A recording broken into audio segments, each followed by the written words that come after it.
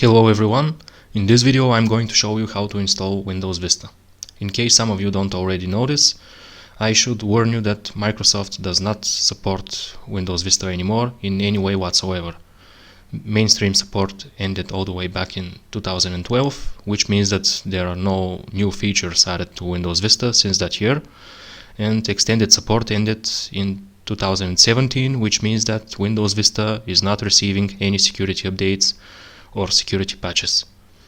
This does not mean that Windows Vista is no longer usable, it simply means that Vista is more vulnerable due to the lack of any security updates. Having said all of that, some of you may be wondering, why would anyone even want to install Windows Vista nowadays in 2020? Off the top of my head, I can think of a couple of reasons, one of which is reinstalling an old computer from the mid-2000s. Or a computer that was bought with Windows Vista pre-installed on it. Some of you may argue that if a computer is capable of running Windows Vista, it will surely be able to run Windows 7 just fine. And in most cases, that would be correct, but let's just assume that someone may prefer the look and feel of Windows Vista to that of Windows 7, or someone may just be more familiar and used to Windows Vista. And another possible reason to install Vista nowadays is if you have never used it and just want to see what it looks like. Or even another possible reason is just plain nostalgia. Anyway, whatever the reason for installing Vista, today I'm going to show you how the installation process goes, so let's begin. We have inserted a bootable installation disk into the optical drive, we started the PC, and the installation process starts automatically. Here we have to select system language, time zone and keyboard layout. I'm going to leave everything as it is and we move on. On the second step, we have to accept Microsoft's license terms for using their software. We cannot proceed with the installation if we don't accept that, so we check the box and we continue. Now we have to partition the hard drive. In my case, I'm installing Vista on a completely empty drive, but you should partition your drive accordingly to your available space and your needs. But you should leave at least 20 gigabytes for the system. Even more if possible, but at least 20 so the system can function normally and for you to have at least some available space for installing programs. In my case, I'm just going to format the entire drive in one partition in NTFS file system and install the system on that partition. We click on New, type in the size of the partition, apply,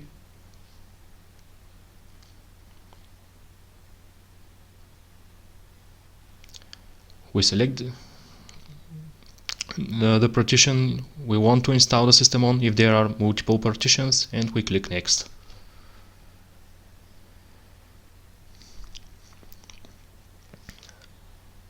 One thing I also have to mention is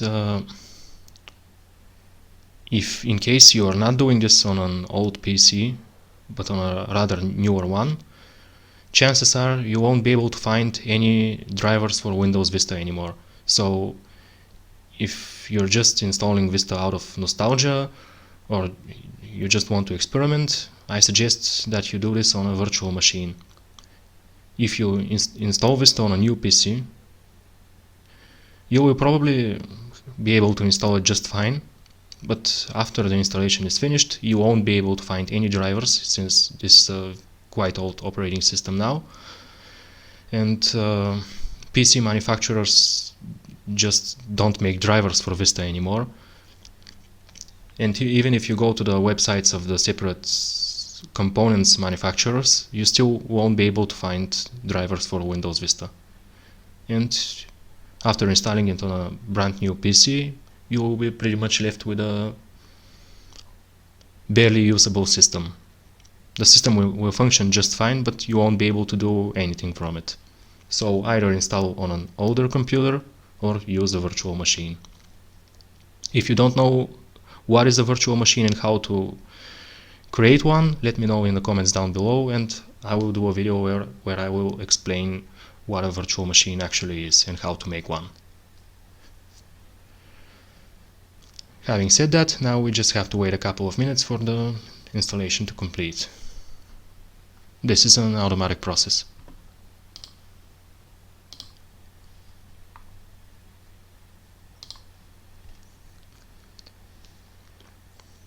The process is almost complete, and of course, as always, the computer will have to restart 2 or 3 times during the whole installation process.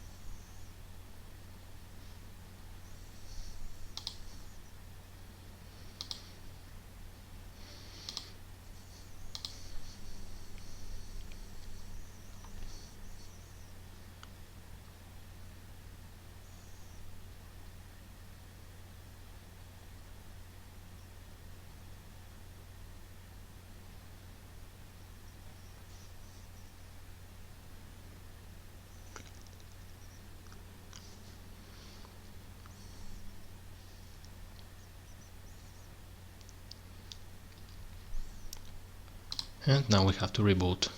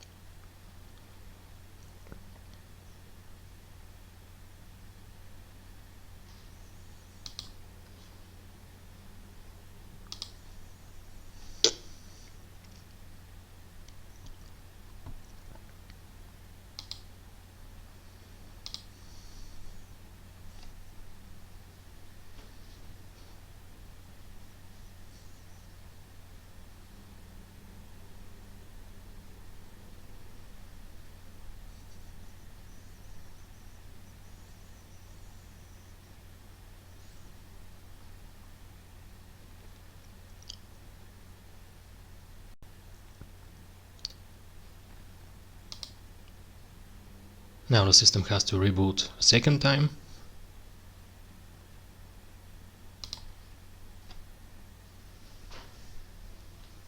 And we're almost finished with the setup. I'm guessing after the reboot we'll have to choose a username and so on.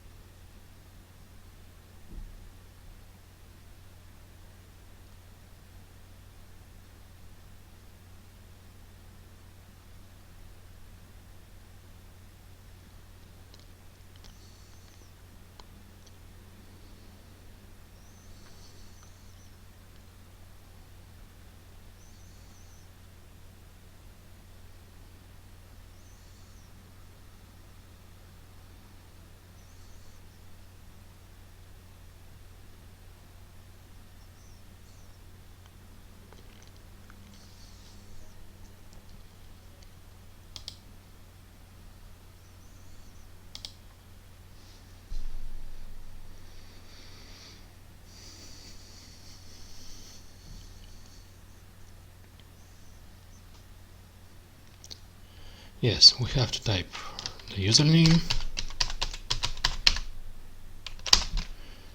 a password if we want to use a password at all. We move on. The general name of the computer and the desktop background we want to use for now. We can move on. Here we can set up Windows update to install all available updates, only important updates, or no updates at all. Nowadays there is no point in setting up Windows Update in Windows Vista. As I said, Windows Vista isn't receiving any updates whatsoever anymore, so we might as well skip that step. At that step we have to set up our time zone. Let me just find mine. And we move on. Here we have to choose the type of our network. If you're doing this on your personal home computer, go ahead and select the first option. And we're pretty much finished.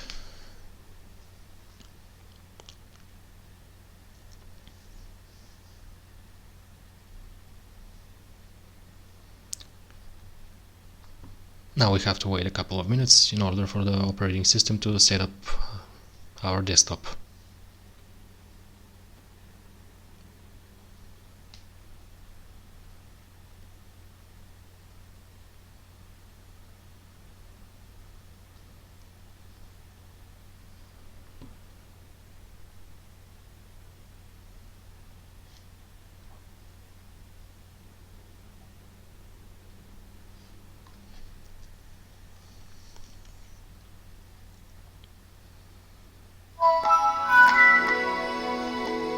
Oh, I hadn't heard that sound in quite some time.